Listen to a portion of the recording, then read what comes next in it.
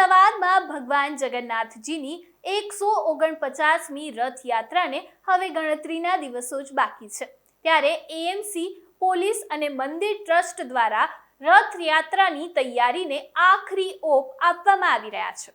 આજે સમગ્ર રૂટનું નિરીક્ષણ કરવામાં આવ્યું। અષાઢી બીજના પાવન અવસરે યોજાનારી ભગવાન જગન્નાથની 149મી રથયાત્રાને લઈને મેયર, મંદિરના ટ્રસ્ટી અને કોર્પોરેશનના પદાધિકારીઓએ સમગ્ર રૂટનું સંયુક્ત નિરીક્ષણ કર્યું। રથયાત્રા દરમિયાન ભક્તોને કોઈ મુશ્કેલી ન પડે તે માટે રૂટ ઉપર આવેલા જર્જરિત મકાનો અને રસ્તાના સમારકામ અને વૃક્ષોની ટ્રીમિંગ જેવી કામગીરી પહેલેથી જ પૂર્ણ કરવામાં આવી છે। જય જગન્નાથ।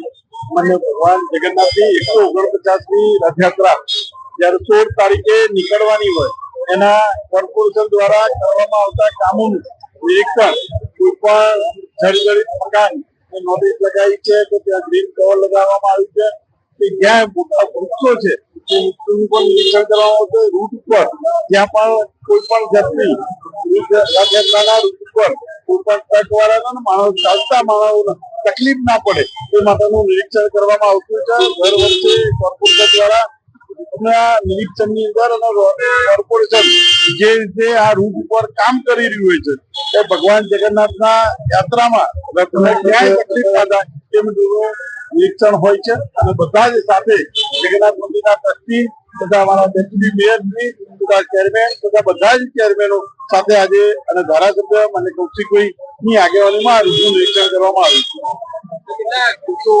જગન્નાથ મંદિરના ટ્રસ્ટીએ પણ તંત્રની કામગીરીની પ્રશંસા કરતા જણાવ્યું કે મંદિરથી સરસપુર સુધીના સમગ્ર રૂટ પર તમામ તૈયારીઓ સંતોષકારક રીતે પૂર્ણ થઈ ગઈ છે। તંત્રનું કહેવું છે કે આ વર્ષે પણ ભગવાન જગન્નાથજીની 149મી રથયાત્રા સુરક્ષિત અને સુવ્યવસ્થિત અને ભવ્ય રીતે યોજાય તે માટે તમામ જરૂરી તૈયારીઓ પૂર્ણ કરી દેવામાં આવી છે।